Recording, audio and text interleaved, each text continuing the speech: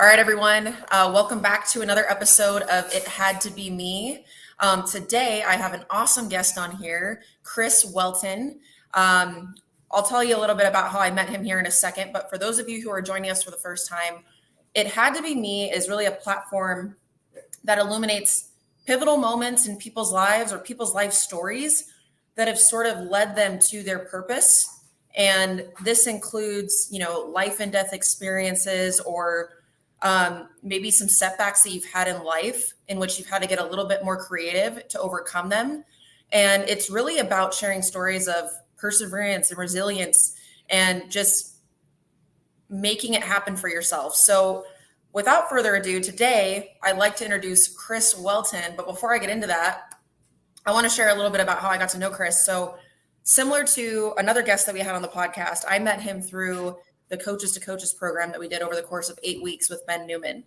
And a part of that process was really identifying our burn, which ignites your purpose, right? And all of us have a different burn within us that motivates us every day. And Chris has some really, really unique ones, and he's going to share those here with us today. But after talking to him briefly in a breakout that we did within the community, I knew I had to hear more of his story because not only did he grow up with a disability, but he's also had certain events in his life that have impacted his outlook and perspective and really shaped his purpose. So Chris, go ahead, introduce yourself, tell us what you're about, all about One Jordan, all the things.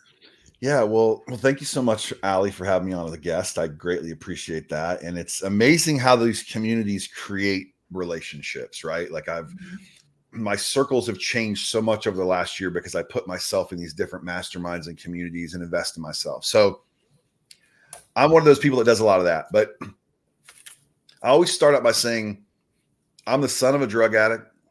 I was born with a limb difference. I'm a survivor of infant loss. I'm a college dropout.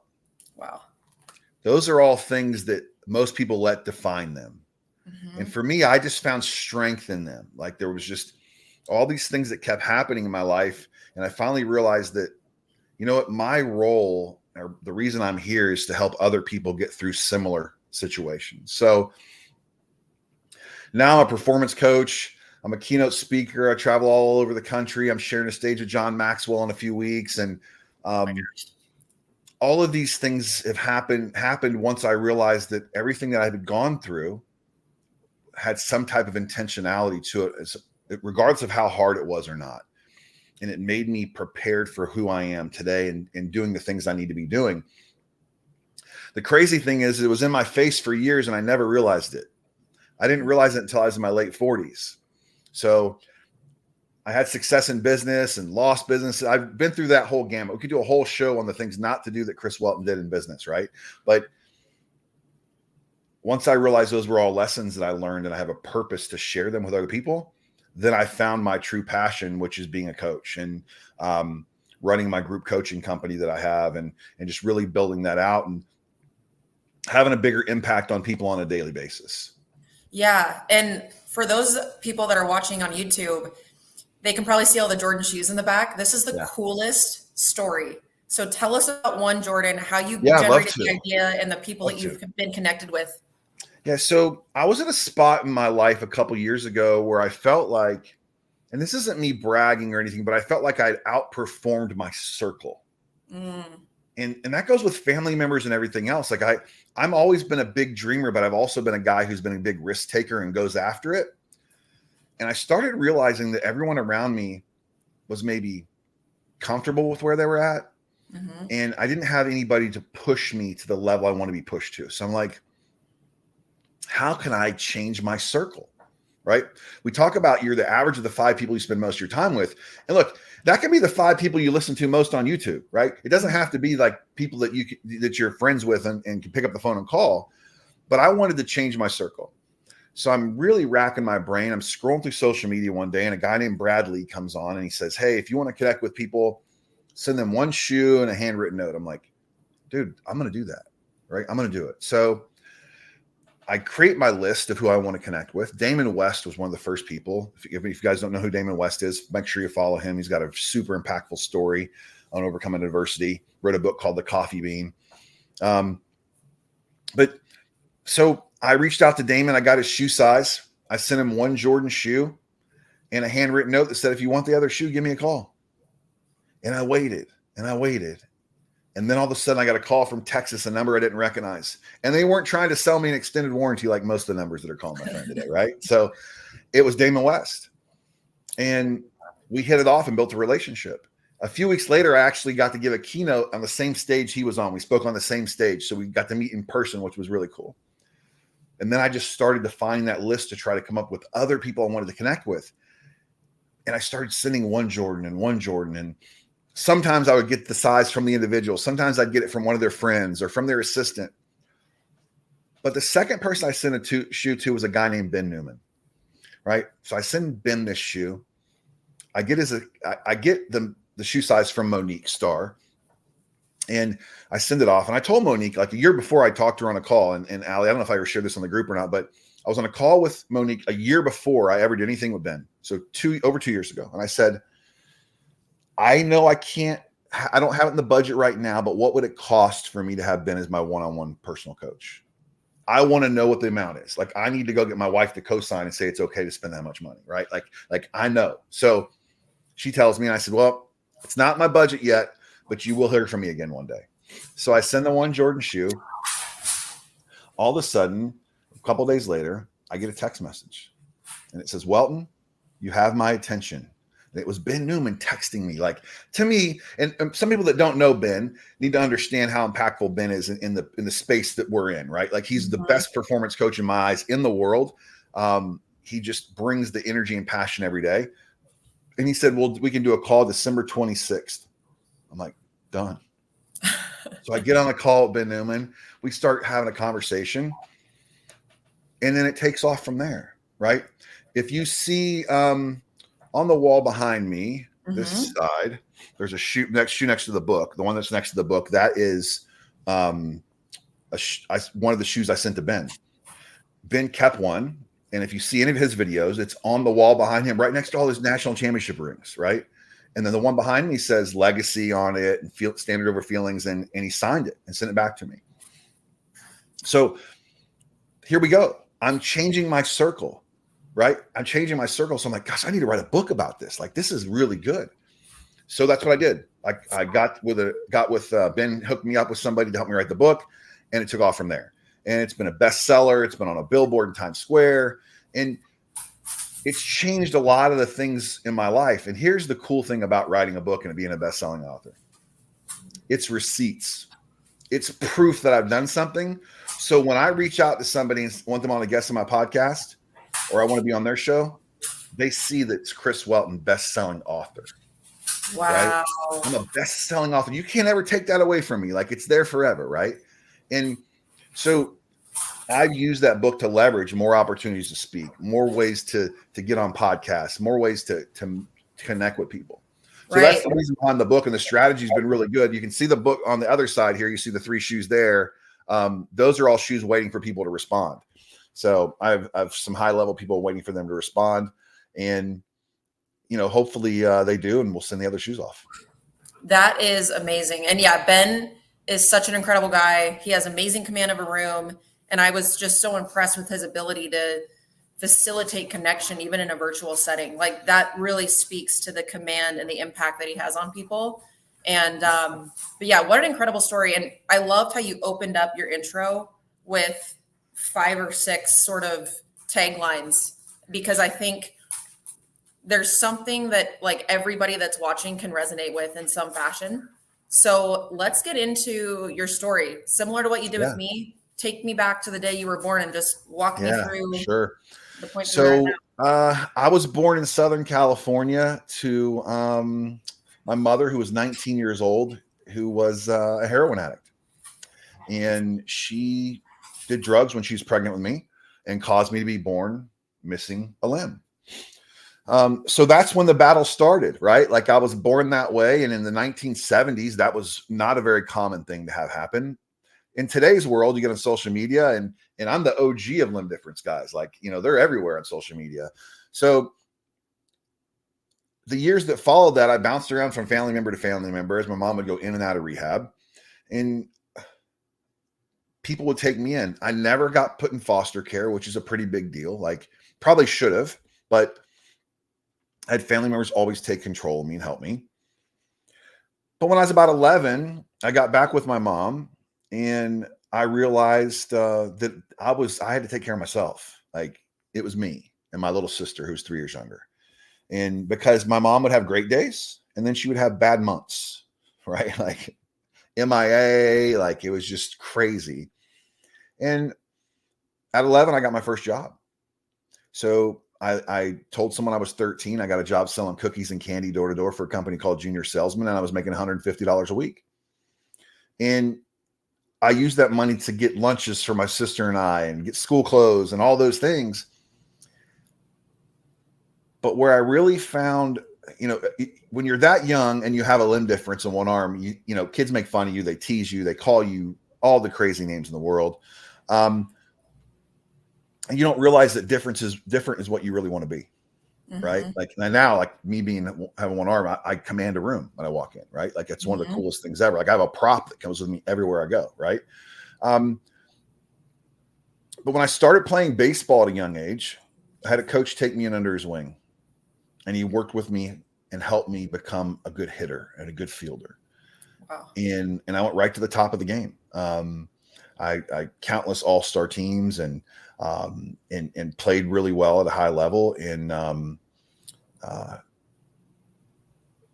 I think baseball was something that saved my life, because I could escape. I'd ride my bike 5 miles or so round trip to the baseball diamonds on a Tuesday night to play my game and ride home when I was 10, 11, 12 years old, and but I would escape the craziness of my house. Yeah. Right. Like, I knew when I went to the baseball diamond that it was me.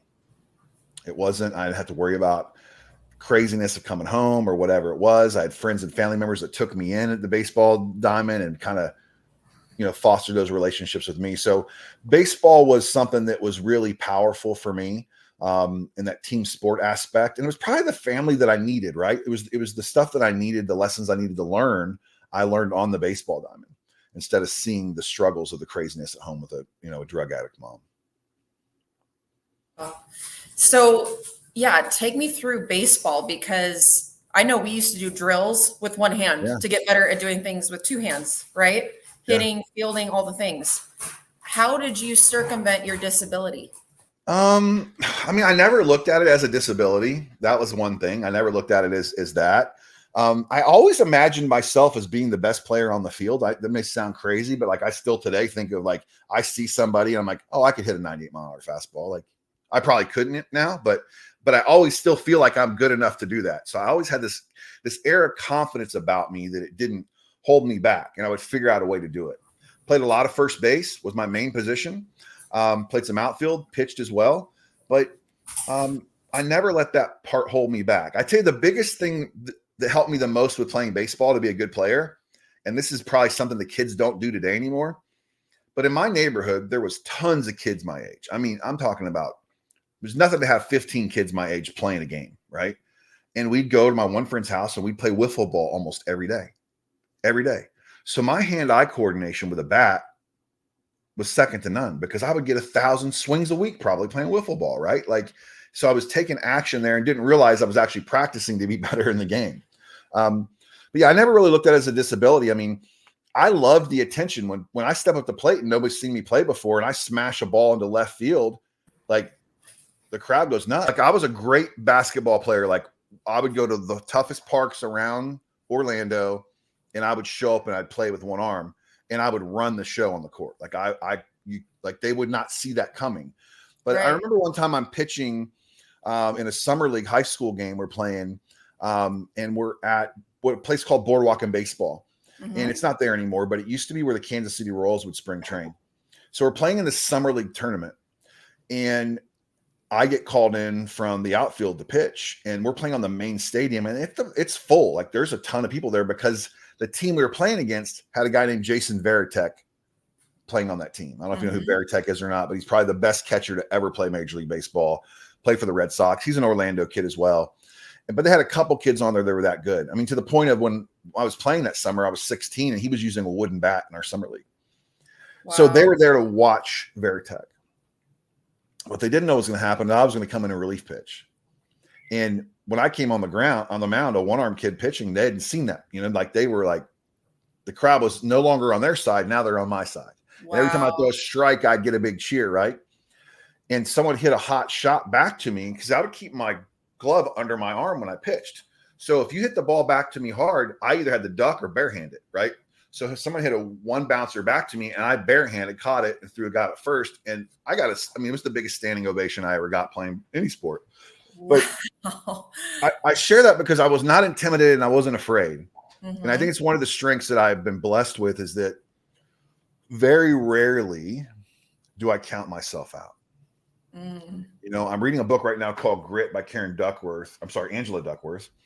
And it talks about the difference between people who are just successful and people who have grit. And I consider myself a high grit individual. Mm. A lot because the lessons I learned as a kid, right? Had to take care of myself and be self-sufficient and just kind of do the things that are required. But I was born with one arm. So like the deck was supposedly stacked against me, right? So what do I have to lose? Exactly. What do I have to lose? Like, if I go out there with one arm and I fail, people are gonna be like, oh, well, it's not a big deal. Right. But if I go out there and succeed, they're like, holy shit, did you see that? Like, yeah. Like when we played pickup basketball at the parks and I go down and I dunk a basketball, the people are like, what the like, they don't see that coming. Right. And that's what I like about what we do now in business too, is I want to present more that they don't see it coming. Right. Mm-hmm. Like I was on a group call recently with some guys and they said, Chris, you need to be more of who you are on podcasts and who you are in webinars on your social media because you're not the same person. I said, oh man, that hurts. Like they said, no, in a good way. You're so much more conservative on your social media. You need to be Chris Welton. We see front facing. We need you to step in to being the badass that you are. And I'm not saying I'm a badass, but they said I was, right? So, yeah. So the listeners, please don't take that as me being cocky or arrogant, but I might be a little cocky or arrogant, but not too bad. but they said, make sure you step into who you really are. And I had to go back and think that through and look at myself in the past. I used to step into who I was. When I stepped up at the plate, I was not afraid. I didn't care how hard you threw, right? I was going to step into who I was, right? And if you saw my wife, you would know that I'm very confident because I stepped into who I was and got a 12 on a scale of 1 out of 10, right? Like she's way out of my league, but I think all that comes from the confidence of overcoming adversity as a kid and realizing that the way I was treated and the way things push me backwards don't define who I am or what the outcomes are going to be. Right. I have a question about your mom's involvement in your career. And was she supportive in your athletic career? Was she present at your games? Like, what did that dynamic look like? She was there a little bit when I was really young. She would show up to the games. But I remember her getting into fights in the parking lot with my stepdad and then being drunk at games, like just crazy stuff. She didn't come to very many games after that. One time I was like 10 or 11, I got hurt on the field and she came on the field and I lost it on her. So that's probably part of my fault. Right? Like you don't come on the field. Like they're not taking me off an ambulance. I just got the wind knocked out of me. But then that was probably it. She didn't come a lot after I was probably 10 or 11. My stepdad would come from time to time, but most of the time I was on my own. My mom never saw me play football, not once. Never came to any of my football games in high school. And my stepdad came to 2 games the whole time I was in high school. Senior night he came to, and he came to 1 game when I was a sophomore because my grandmother was in town. So, it was me, like it was like I'd come home from like that summer league. I had one of the best summer leagues I'd ever had that year we were playing at Boardwalk and Baseball. I came home from a game where I threw a two-hitter. I threw a two-hitter shutout, right? Like that's a big deal, right? I mean, I'm not like a Nolan Ryan, but I threw a 2-hit shutout. And I came home and I was so like excited about it. And it was like, yeah, okay, great. So I remember when I was playing sports, it was very expensive. And there were some kids on the team that could not afford to be a part of these clubs because of their families, income and stuff. But they would get taken under by other families, travel with other families. Mm-hmm. How did that go for you with your mom being a drug addict Yeah, so Allie, our age difference is what the difference is there is that when I was Yeah. a kid, there was no travel sports. Okay. Okay. So you played in the Little League, which is Hmm. really cool because the town I live in right now, literally out the back gate of my neighborhood, is Lake Mary Little League, which is they're in the World Series. They just Oh, won wow. the other day. They're on their way to Pennsylvania today. The 12-year-old team is. But so our Little League was so big that that's where you played. There was no travel teams back then. Now, during high school times, we had American Legion ball in the summertime, but that wasn't very expensive. It was like 60 or 70 bucks or whatever. But I always had a job. I paid my own way.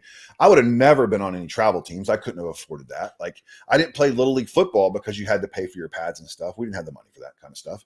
But once I got to school and I could play and it was free back then, you know, I figured out a way to get to I went to a Catholic school for free in high school. My best friend at the time, his dad was the vice principal, and I figured out a way to get to go there for free when everybody else was paying a lot of money. So I got to go to a super elite school, um, and was able to get around the right people. I think that had something to do with me as well, what I've been able to accomplish. Yeah. So you're this amazing athlete in spite of, having a limb difference, Mhm. right? And I'm curious to know, did you still run into any sort of bullying or anybody trying to get in your way or judgment? Yeah. I mean, I think at first there's always that. I think a lot of it though is my self judgment on me. Like I would talk myself out of certain things, but not as much in high school as at a younger age. Because I was very personable. I had good relationships with people. I mean, it didn't stop me from having to get into some fights when I was in high school. I definitely had to do that, but I think that was my generation. Like, I mean, I'm in my 50s, so like when I was a kid in the 80s, like it wasn't nothing to like you just fought like my neighborhood I grew up in. I didn't get into too many fights in the neighborhood, but there was a ton of them. But I did have to fight when I was in high school a couple times. That's just the nature of the beast. Yeah. Okay. So now I'm curious to know, like, you've just had this inner discipline at a young age. And I would imagine that the fact that, Yeah. baseball was sort of your escape that helped you to remain more disciplined because it was a healthy outlet for you and a healthy constant. But what happened after high school? Like, what path did you Yeah. take in lieu So of not going, to God, it play was professionally? crazy, right? Like Correct. so Yeah. so the first thing is I was disciplined because I didn't want to be my mom. Right. Like that's the last thing I wanted to be was her. So like I would see what she would do and I would do the opposite of that. Right. Um, but after high school, I went to college for 1 year. Didn't go to class, didn't do shit. I mean, it was escape for me. I was really a bad student in college. And I left college and I got my first job selling cars. And I started selling cars when I was 19 and had a lot of success from it. And that started my career in sales. But I had my first child when I was 20, right? So like slowed me down quite a bit. I mean, I have a 31-year-old daughter, so like um my I had to be disciplined then. I had to work hard. I had to put the effort in because I was responsible for other people, right? And I think that I learned that at a young age because I was responsible for my mom a lot of times, right? Like my little sister. And those were that was part of the game. I mean, part of my life then. Yeah. I think where I relate on that front is there were a lot of moments where you just weren't allowed to be a kid, right? Oh Or you had yeah. to parent your parents. So now you find yourself in this spot where you're a young father, 20 Mhm. years old. Like, even being 25 and having a kid to me would be Yeah. insane. Like, I feel like I was such a baby and I've learned so much. So what was that like for you? Having to be self-sufficient your whole life, and now you're just entering into adulthood, gaining your independence in a whole new way. Now you have a child on the way. What was that like getting that news? How did you Oof. adjust? Gosh, I don't remember as much because it was so long ago. But I remember never being afraid of it. I remember never even thinking about not having her. Um, that never crossed my mind. I knew I would be a good father just because I would do the opposite of how I was raised. That was kind of the goal. Um, And I was a hard worker, and I made a decent living when I was 20 years old, and I knew that I'd be able to support the family, and I would do whatever I had to do. And there was lots of challenges along the way. There was lots of um, the light bill was due, and I didn't have enough for the light bill, so I knew if I sent the check off to the electric company and I didn't sign it, it bought me an extra week to 10 days. And I did that for a long time, and then finally they said, if you do it again, we're going to turn your lights off. So. But I learned how to take $10 and turn it into food for 3 or 4 days. I mean, you just learn those things on the fly. And I think about it now, and I'm like, I have a 31-year-old daughter who's just an absolute beast. I mean, she owns a food truck. She's opening her first restaurant right now. She has a 7-year-old daughter, my granddaughter, and I have a 25-year-old daughter who's just absolutely killing it. And she has a degree in finance. And I'm like, I didn't have any of this, like, I was just a kid grinding, hoping that I had enough for rent at the end of the day. Yeah. And I know for me, like when my athletic career stopped, it was like the lights went out overnight, right? For Yeah. females, especially really beyond college, there's nothing more. And so I had a severe identity crisis at like the age of Oh 22. yeah. My whole life, I had all this structure in place, had someone to show up for every single day. And then all of a sudden it was just me. And even though I was a very disciplined person, I struggled. And I struggled for probably a year and a half. I like started partying and, getting caught up in the industry and bartending and all the things. And, you mentioned that baseball sort of saved you through your childhood up into, the point you became an adult. Mm-hmm. What do you think you would have been doing had you not had a child at the age of 20? Do you think that was sort of your savior during that period of time? Gosh, I've never really thought about that. I mean, I don't know. I mean, I think I might have been in a lot of trouble. Just because I had a lot of friends getting in a lot of trouble, Allie. I mean, I had this saying that a lot of my friends have either been to prison, they're in prison, or they're going to prison, or they're dead. Like that's like I could show you the stats. Like we could break down how many of my friends have been down that journey or that path. Growing up in Florida, drugs were everywhere. That's just kind of the thing. And I probably would have made bad decisions, a lot more bad decisions, but I knew that I had this little one that was counting on me, right? And but then I also knew I didn't want to be my mom. Like I knew that. I knew I didn't want to be her. I didn't want to be anything like her. Like I've definitely have smoked weed in my life, which most people have today. It's like a common thing, but when I was a kid, it wasn't common.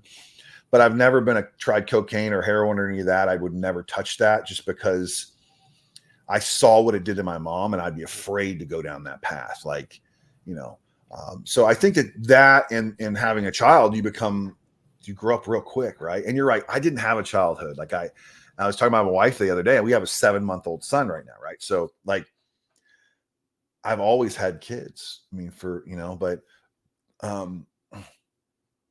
but that's where I'm my best at. So this is interesting because I always say like, there's no blueprint for life. And if I had the choice to know what not to do versus what to do, I'd rather know what not to do. Yeah. Right. And I had a similar experience with my dad and just like really getting a glimpse of how not to live your life. So I'm curious to know, though, how it sounds like you took what you've learned from your mom, turned it into a positive to be a better father. And it sounds like with every child that you've had, you've just continued to improve and learn more. And you were young when you had your kids. So that's another layer of challenge that you're facing, right? But how has that impacted you negatively throughout your life? I think for a long time, the negative sides of being raised by a drug addict is that you accept what you think is love that's not, right? And I think that my first relationships, and I've had several failed relationships in my life too. I could do a whole episode about that. But I was so beat up that anybody that I thought people were supposed to treat me a certain way. That makes sense. Like you see someone who's abused in a spouse relationship and they think that that's how they're supposed to have forever. And that's what it was like for me. Was I put up with a lot at a young age in personal relationships and business as well, because I thought that's what I was worth. Right. And this is so crazy because when I got divorced from my youngest daughter's mom in 2011, I literally sat down, Allie, at the table and I wrote out everything that I wanted in my next partner. I mean, like to the T, like, and people can judge me all they want about this, but this is what I did. Right. And I've shared this on stage when I gave a keynote last summer. And I wrote down, I wanted her to be tall.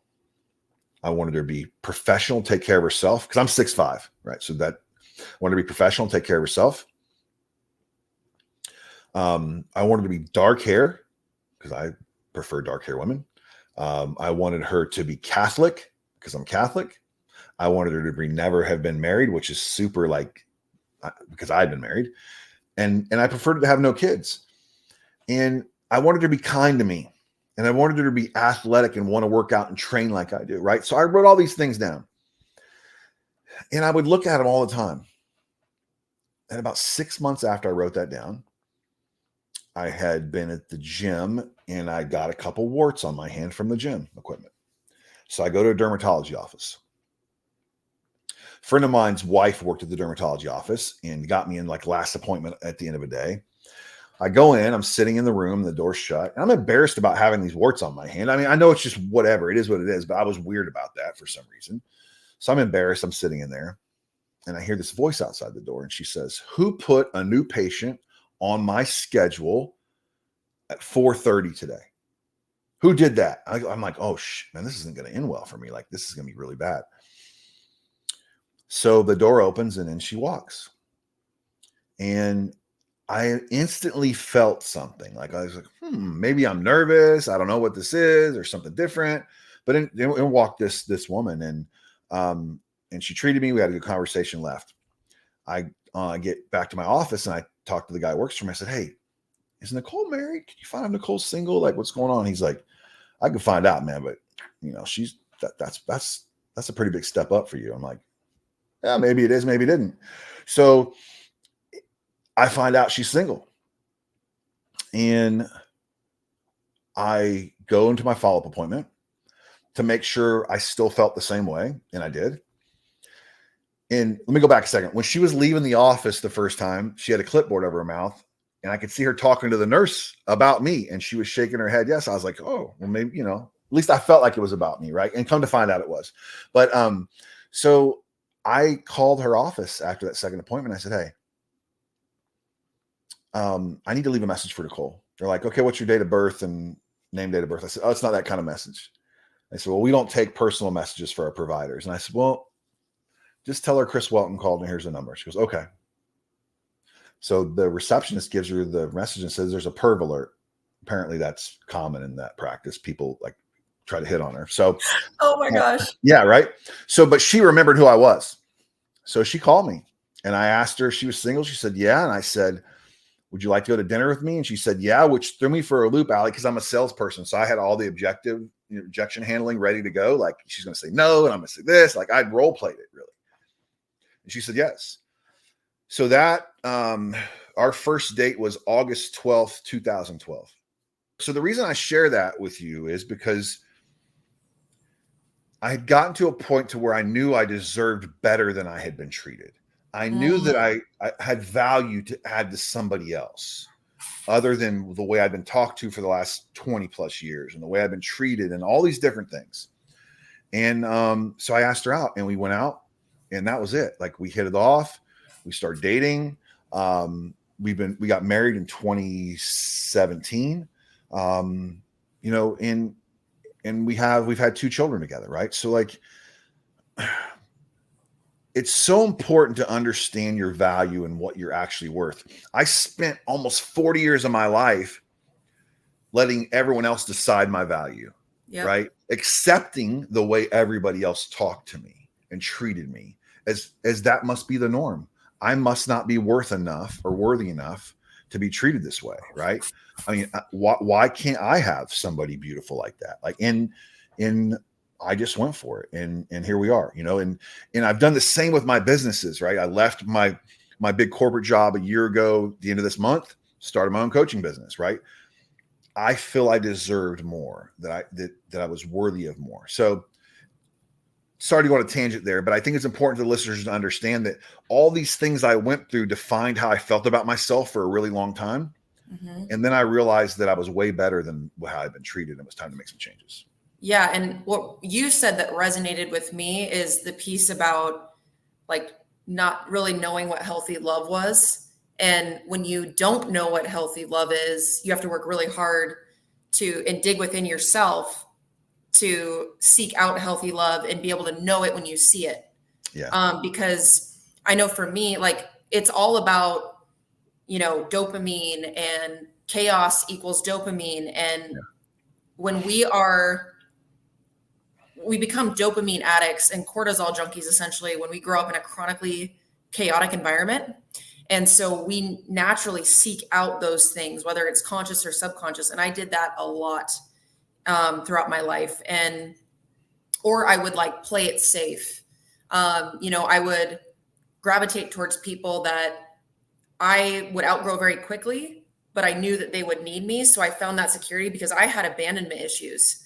Because one thing that my dad would do is, I think I mentioned this on your episode, is if I challenged him in any way, he would pull the rug out from underneath me or abandon me. Right. Yeah.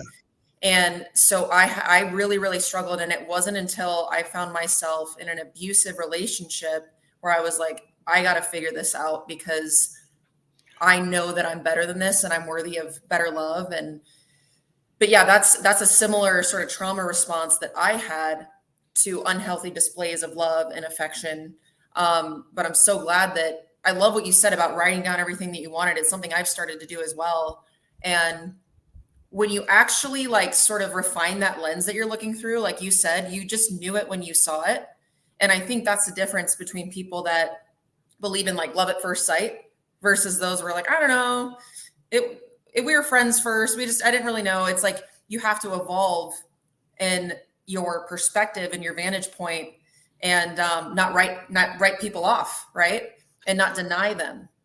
Yeah, I think that it's really important to understand that when you're raised a certain way, like we were, right? You have these just crazy relationships with these people in our lives, and that you become so accustomed to being treated a certain way that it becomes normal, and you're afraid to say how you really want to feel because abandonment, you think they're going to leave you. Like my mom would drop me off at a cousin's house and come back a year later. Like that was normal shit, right? Mm-hmm. So I always had this fear that my wife was going to leave me because if I did this and made her upset, she may leave me. And the truth is, if they want to leave you, then they're going to leave you regardless, right? So once I realized that, and I'll use a Ben comment here, my standards became really high, right? And my standards were really high. When I started dating my wife, I had very high standards for what I expected in a relationship. And we butted head a few times along the way because I wasn't going to back down of what I really wanted in my life, right? Like, but we worked through it and we're great. And we have a great relationship, and she's my number one fan. Like she's traveling with me. Like I'm speaking in Charleston in October, and she's coming with me, my son and the nanny. We're all coming up there together to do the whole event. And she just supports me. Like I still sometimes, Allie, go, is that shit real? Is she really that nice to me? Like I'm just waiting for somebody to be mean to me, right? Yeah. And I love the standards over feelings thing. Like it's applicable to everything in your life. But, on the flip side, if what I've experienced in my life is, if I did find somebody that was a potentially healthy partner, I would deny them through my own self-sabotaging behaviors. Yeah, of course you right? would. Yeah. And so that's something I've really had to work through. And, being single for a while now, that's really helped me to step into my truth. And once you exercise that muscle of standing in your truth and in your value, it's like people just don't mess with you anymore. You don't attract those types of people at all. Yeah. So yeah, and I dated a few women after I got divorced, and it was what it was. I just, it helped me create my standards even higher. And cause I felt myself going back to the same thing. I'm going to rescue this person and they're, I'm doing really well and they've never done well, man. I'm going to really show them how to live their life. And here, let's go on a date. And then maybe tomorrow I'll cook dinner in my 7,000 square foot house. And like all this, like, and I thought like, oh my God, dude, I'm doing it again. I literally was dating this woman whose phone got turned off. And I paid her cell phone bill. Like, what was I thinking? Like, what the? Yeah. And when I did that, I'm like, that's the dumbest, Chris. Dude, you're setting yourself up to do it all over again. Like, what are you doing?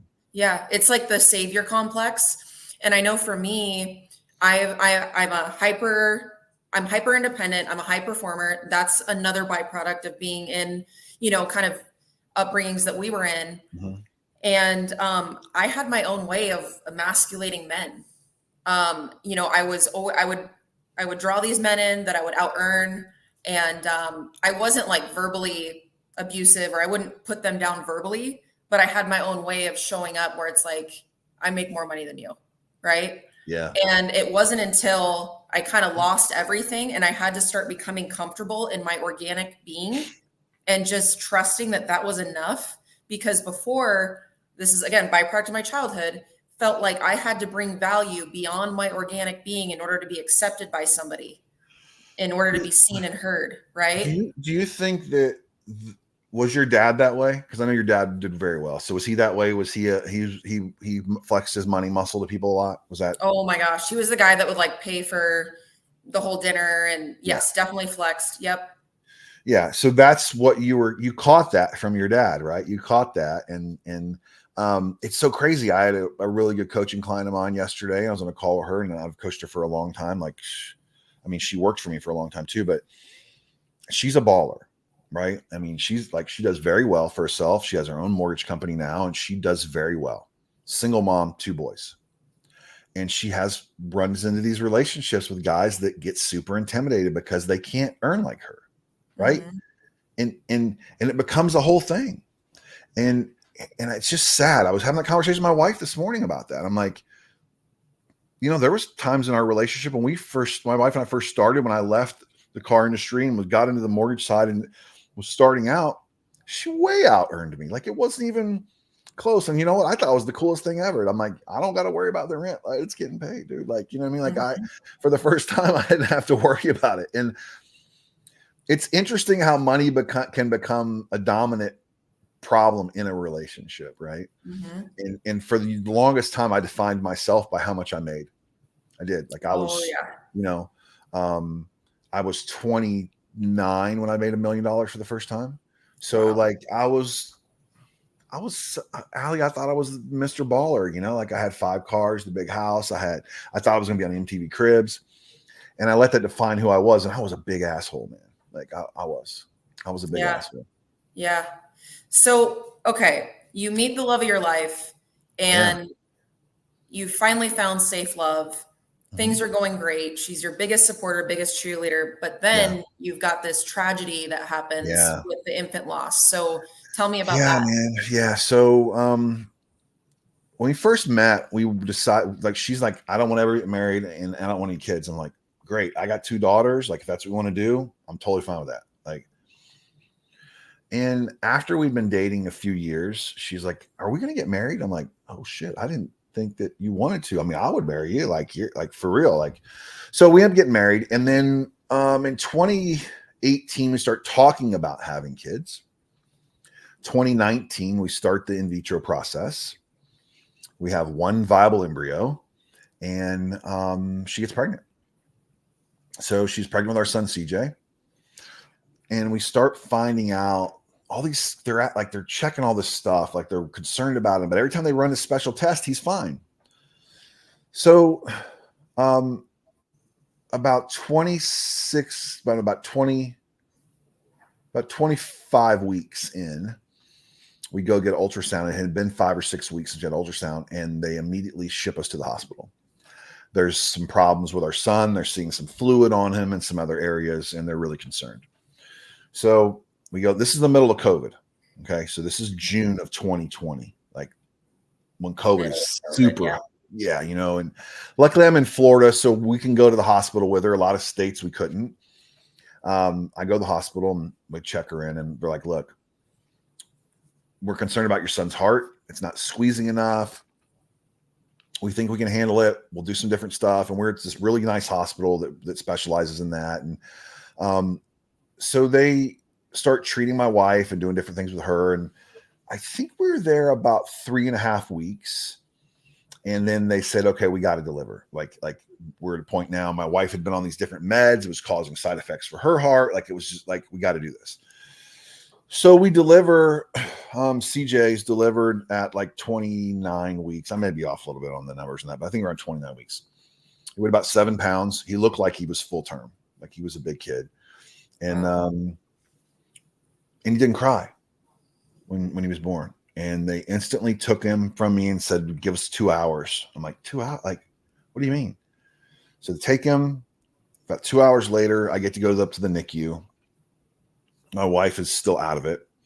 I go to the NICU, and they've got him on all these tubes, and he's on a ventilator and all this. And I lean over to the incubator and the ventilator area he's on, and I put my finger next to his hand, and he grabs my finger, and he kicks his legs. And I got to talk to him. I said, CJ, it's Dad. I'm here. I love you. Like, we're going to get through this. And we were under every impression that we had a long road to go, 6-7 weeks in NICU, and they were going to be able to get him through this and get it figured out. So I had been up for a long time. So I decided to go home and sleep while my wife's sleeping. 3:00 in the morning, I get a phone call. It's my wife, and she said that I need to get back to the hospital. CJ had cardiac arrest.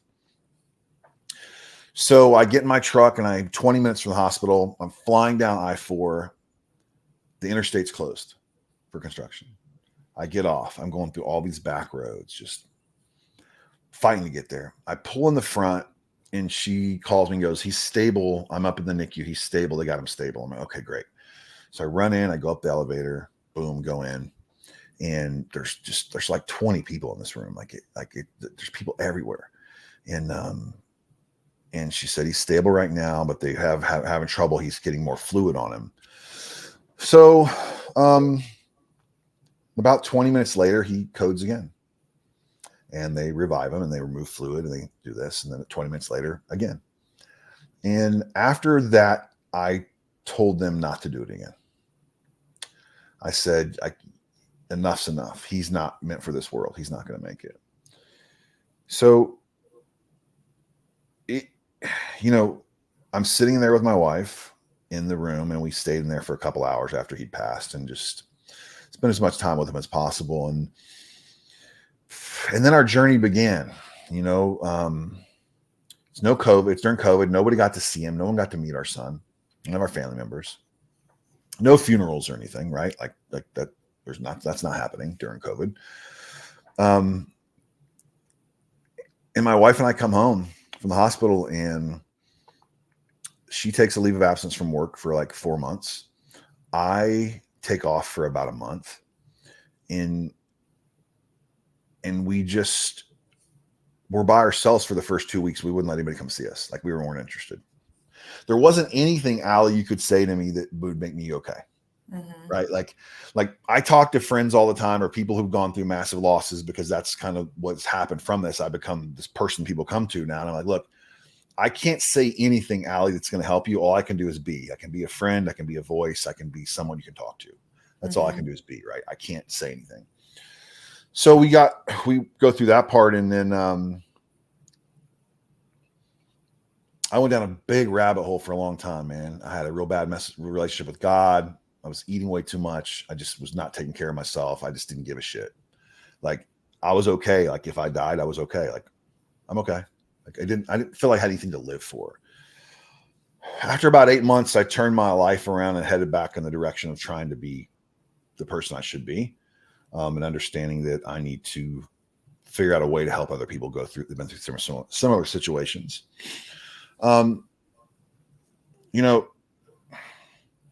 and he's my burn, right? So anybody that's seen my burn video, I've got a tattoo on my arm that says CJ's watching, and I connect with him every day. I journal about CJ in my burn journal every single morning. Like, that's what I do.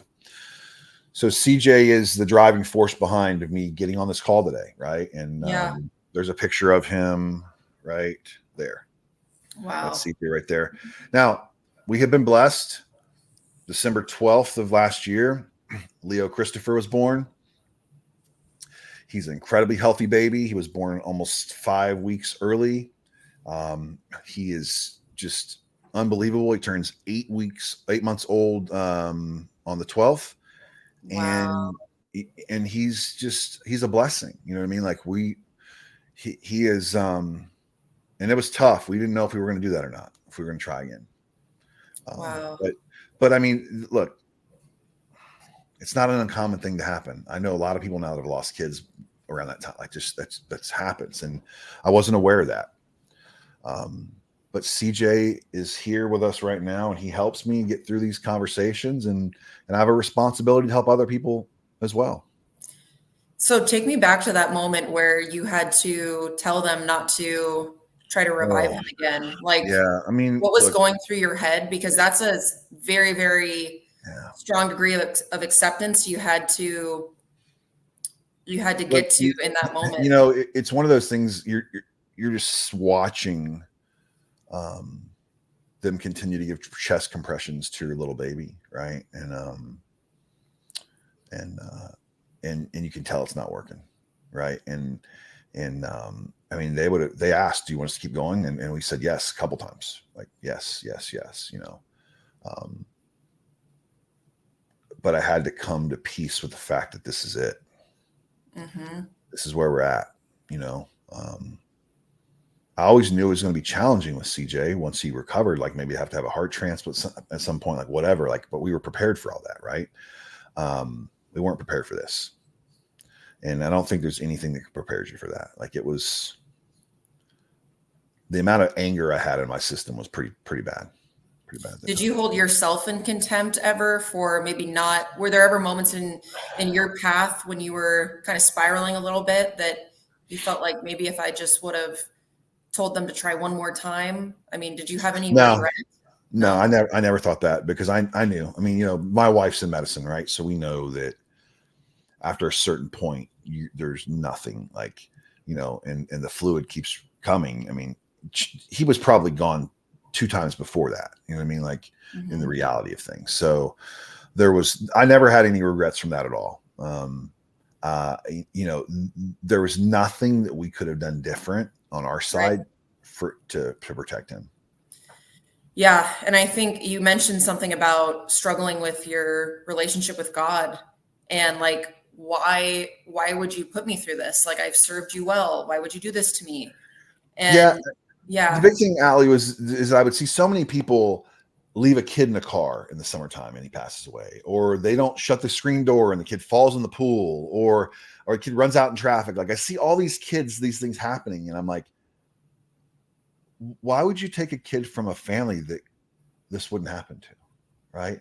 Why would you take a kid from a family that would give this kid an incredible life, you know, but you give these assholes, excuse my language, chance after chance to have these kids that they treat like shit, right? So that was my biggest struggle. I was like, man, I don't understand that. I still today don't understand it. But you know, we just say that he was not meant for this earth. God had plans for him, and we feel that he's protecting us from other things that we didn't know were coming. yeah.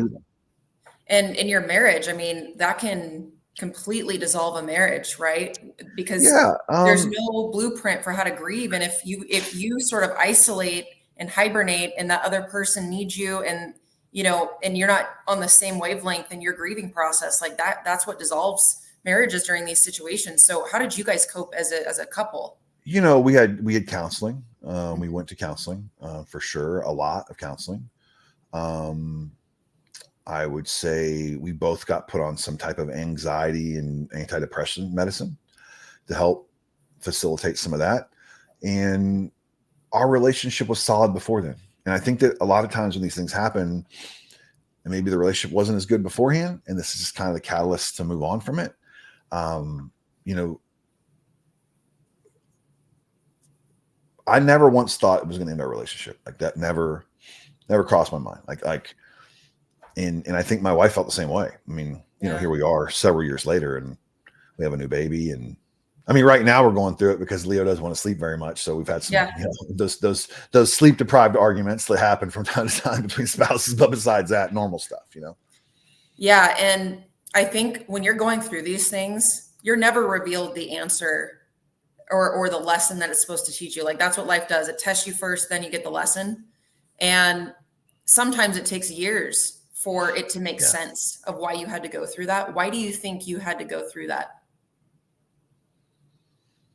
I mean, I don't know. I think that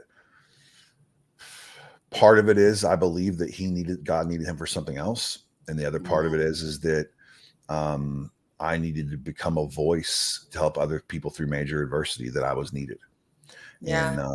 And I feel that I mean, one of the things I do that I enjoy the most is I go speak to foster kids and, because I can relate to them. I wasn't in foster care, but I can relate to the drug addict parents and all that stuff. And I would have never done any of those things before. Like, I don't think I would have written a book or become a speaker or done any of these things if CJ was here. And I trust me, I would much rather him be here and none of those things, me doing any of those things.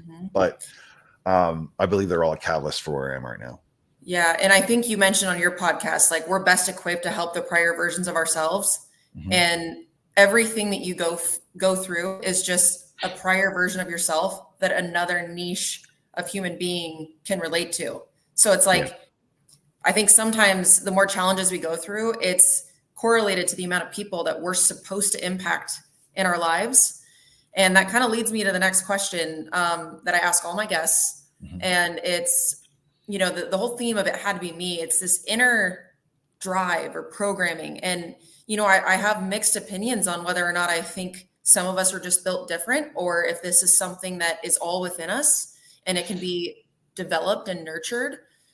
What is your thought? Do you think some of us are just born different and some of us just have a different type of programming? Or do you think we all have it within us and it's just a matter of whether or not we lean into it?